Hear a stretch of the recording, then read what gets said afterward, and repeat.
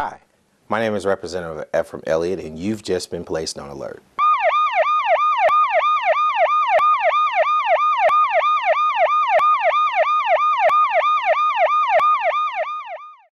Welcome to the Elliott Alert. My guest today is Miss Diedra Levi, who is the CEO of the Living Affected Corporation. How are you?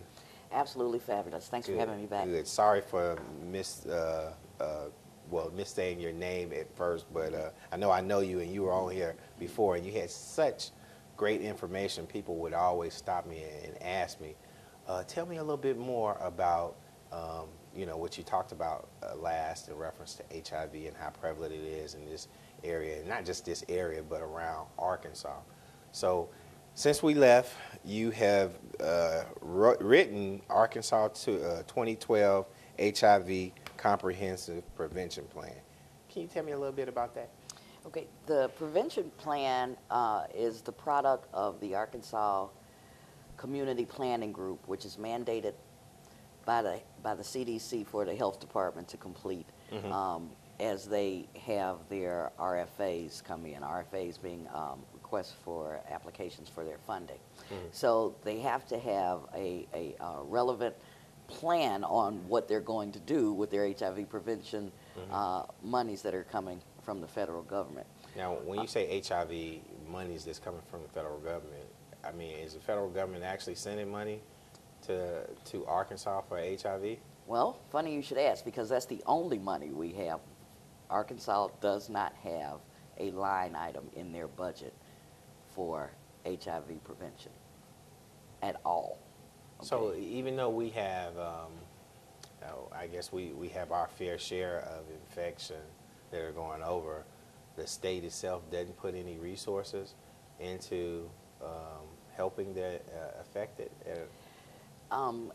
I would be remiss if I did not say the only way that you're going to get care and treatment from the state dollars is if you go to prison. Wow.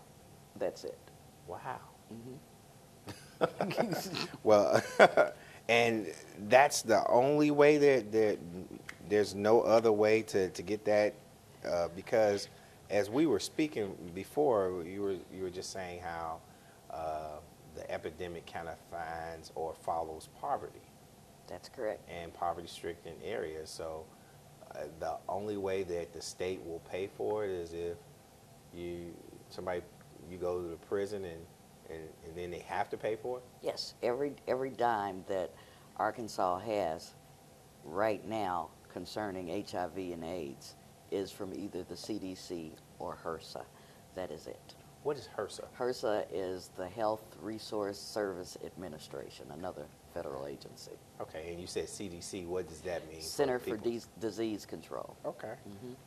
Now, I was looking kind of through this, and you have it broken down in reference to districts. This map that you have. Yes. Those are the different, it's basically 6 different health regions. And right now, our care primarily has 5 of those regions. And then we have an organization called JCCSI, which has the region which is here in Jefferson. In Jefferson County? And I see on it you have like little thumbprints of different counties. Like there's one in Jefferson, there's one in Grant, there's one in Cleveland. Then I go over, there's one in Lee and one in Clinton. Yeah. Well, I'm glad you brought that up. There's also one in Pulaski County with a check. So yes. So yeah, the ones that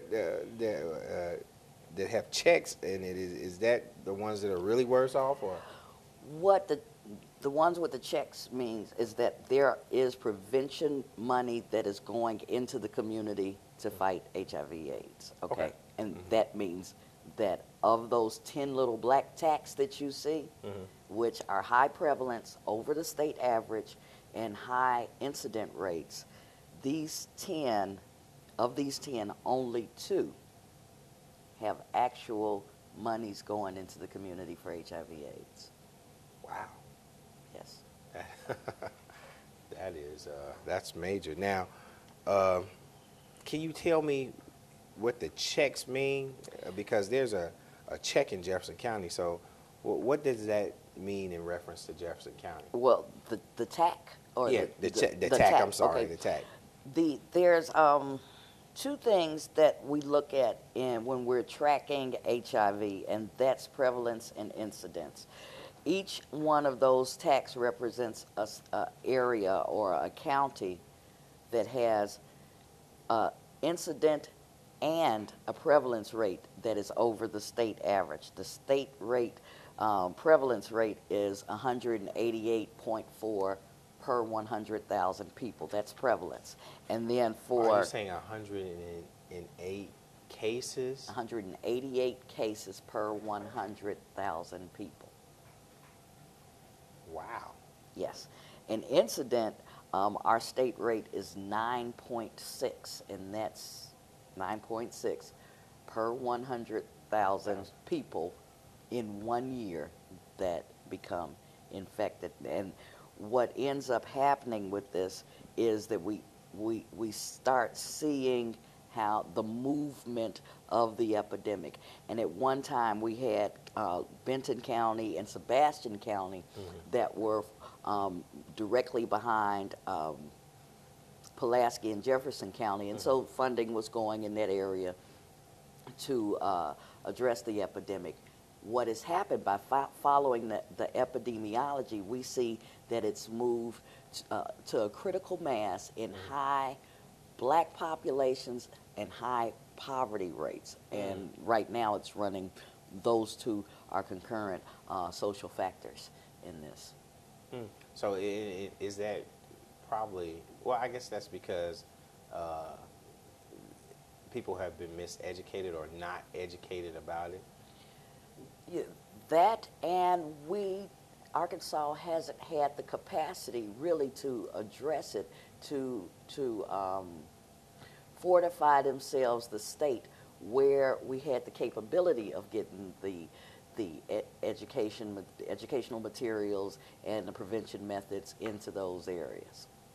Okay, well, we're going to have to go take a break, but when we come back, I want to ask you how that is affecting, and what age group is that affecting in Jefferson County as well. So we'll be right back. Let's go! When it's time for lunch, a sandwich is a quick and easy choice. And with the right ingredients, it can be good and good for you. So I'm here today to see who can build the ultimate sandwich. All right, when the time is up, our judges will give you their scores. Ready, set, go! Okay, Jason starts out with a multi-grain roll. Ooh, Allison stuffing her pita with, yes, spinach, a great source of iron. Jason isn't skipping on the protein, adding plenty of smoked turkey, just like Allison's putting the finishing touches with crispy red bell peppers for a dose of vitamin A. Time! It looks like we have a tie. We'll need to call in our special guest referee. Now, these are what I call quick, delicious lunches. Whole grain breads, a whole variety of ingredients. There are so many different ways to build delicious, healthy sandwiches. These two get high marks in every category. I'd say you're both winners. America. Let's get healthy together. Up, college is hard. Down, those books are heavy. My sport is football, but my passion is education. Right up here. So every year, I take promising high schoolers on a college tour Lights there, darts there. to show them that higher education means a brighter future. My name is Nnamdi Asamoah. I don't just wear the shirt, I live it. You can be a reader, tutor, or mentor too. Take the pledge at liveunited.org/volunteer. Do you wear this?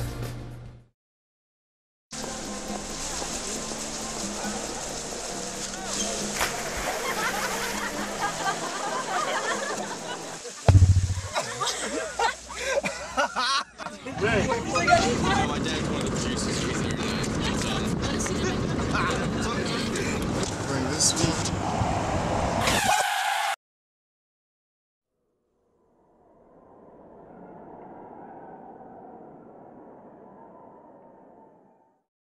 Welcome back to the Elliott Alert. I have again my guest, Ms. Diedra Levi, who is CEO of the Living Affected Corporation, and we're talking about the HIV and AIDS, I guess, epidemic in our various counties.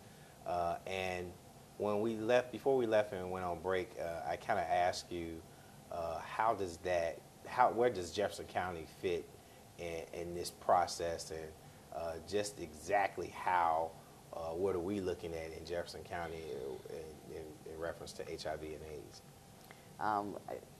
Being truthful and honest, you have a very high population of black people, and you have a very high population of poor people, so you have a very high incident and prevalence rate in Jefferson County. In Jefferson County. And now, what are the age groups? Is it seniors, youth, middle age? I mean, the primary age group that we're seeing now is 13 to 24 years old. wow. Yeah. Mm-hmm. So you'll hear things about there's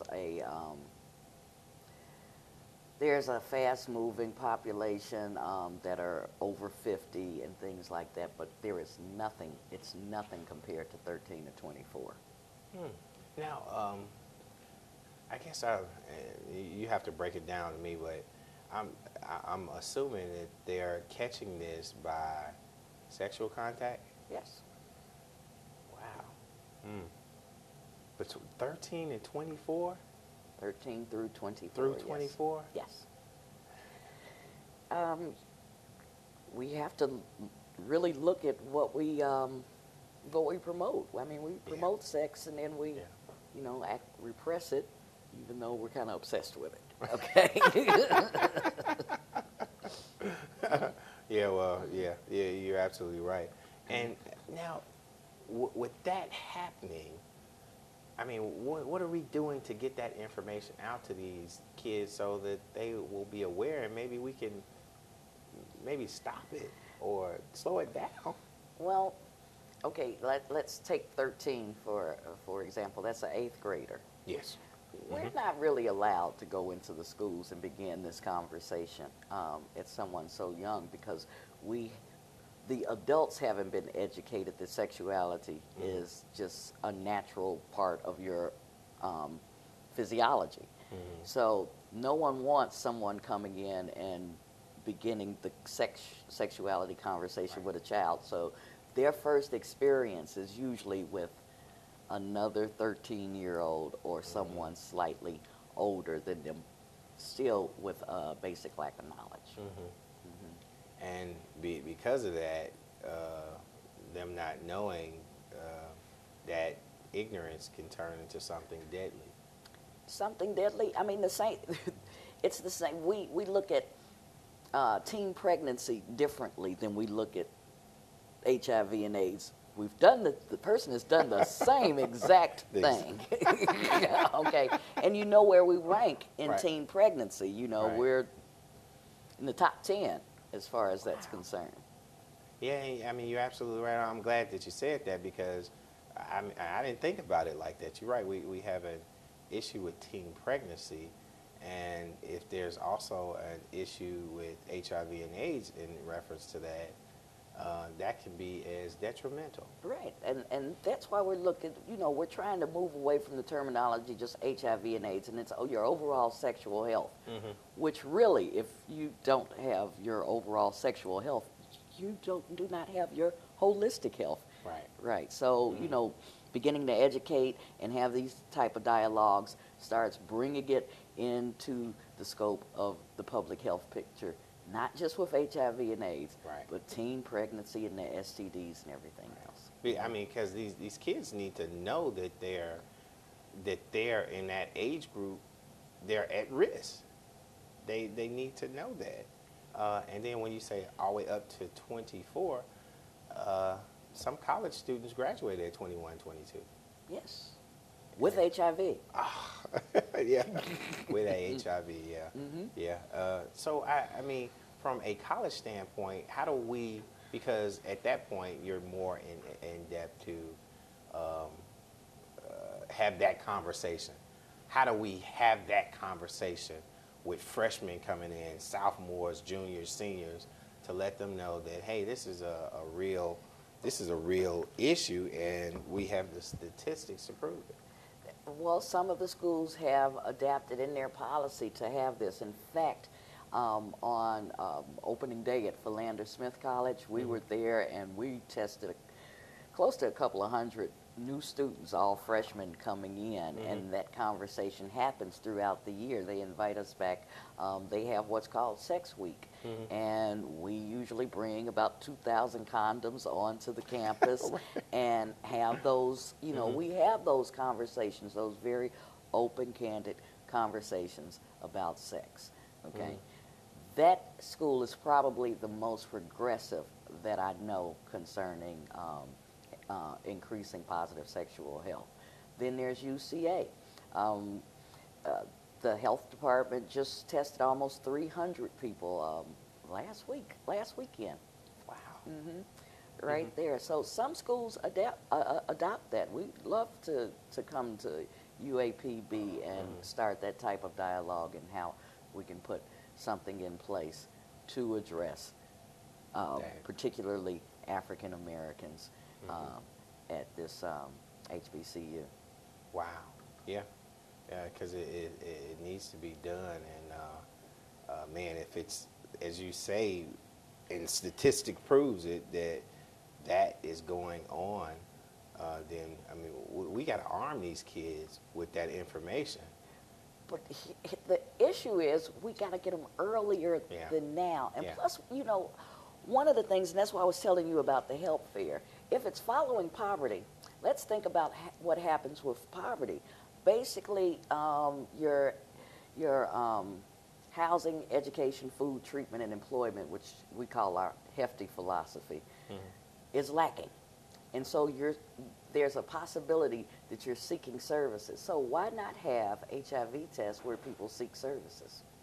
Makes sense. Okay. Yeah. Well, we're going to go on break, and when we come back, we're going to talk a little bit more about that and how we can get this word out even more to get get the community more involved. So we'll be right back.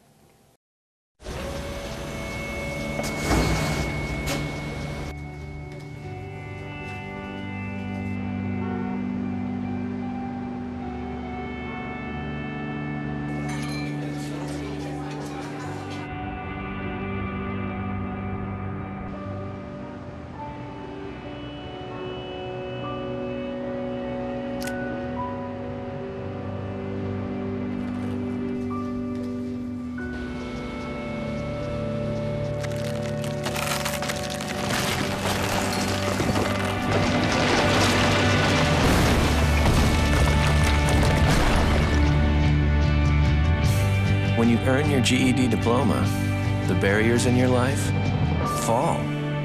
Take the first step and get free GED information in your area at 1-877-38-YOUR-GED or yourged.org. Earn your GED diploma and begin your brighter future. I took a trip to Elkhart, Indiana today.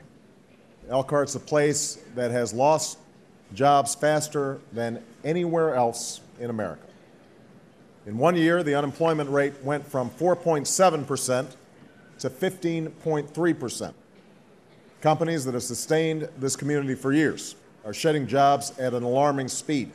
And the people who've lost them have no idea what to do or who to turn to.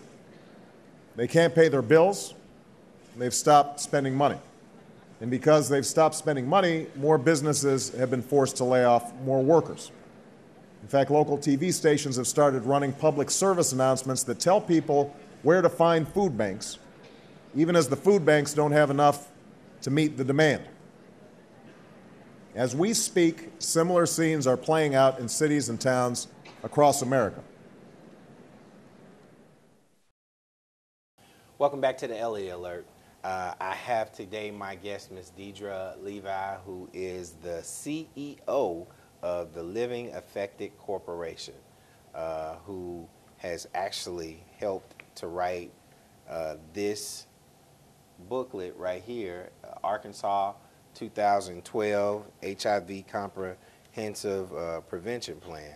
And if you can get this, and I'm going to ask you, how would a person get access to this information?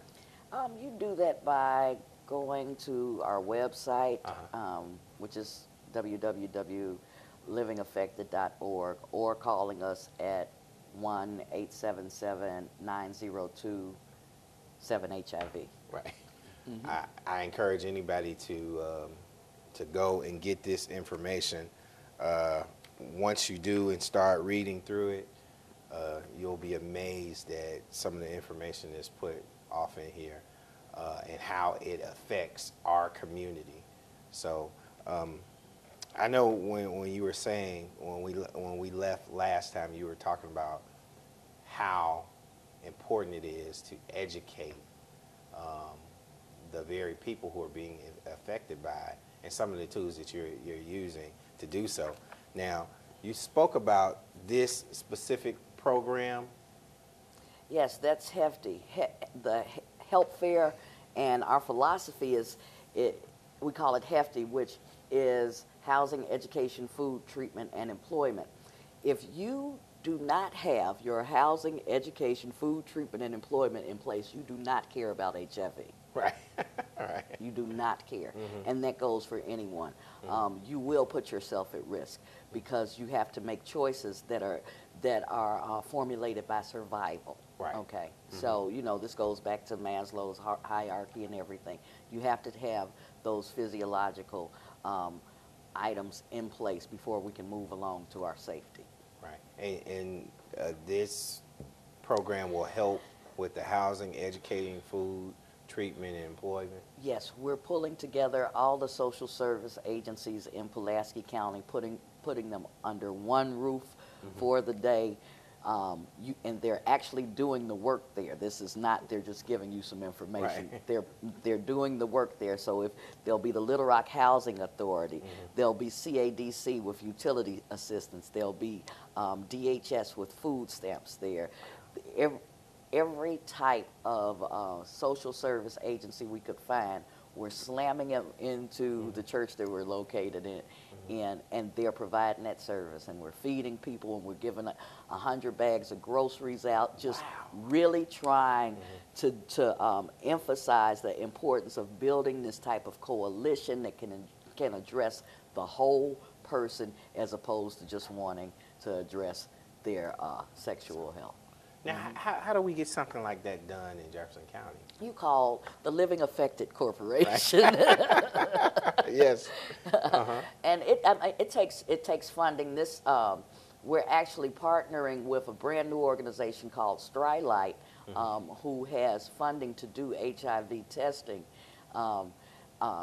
from the Arkansas Department of Health, and so we're helping them get started because this is a huge event. It's radio ads, everything. We're expecting about 400 people to show up, and so this is a very huge event. And it does take some funds to do it, but it can be done. Right. And like I said, it builds this coalition, and that is the result that we're going to have after this. People working together to make other people's lives better. It's nothing more important. Right, right. Well, we will most definitely be calling you to get something like that done in Jefferson County because it's desperately needed. We just need as much information out to let our kids know between that age group 13 and 24, preferably even before then, to let them know this is a major issue. I mean, a major issue, and we're not getting or giving enough information out so these kids can be prepared for it.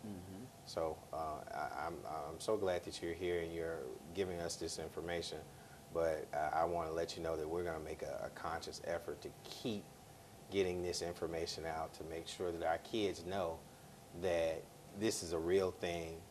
The statistics have it. I know a lot of you kids, y'all go and y'all research things. Get this information.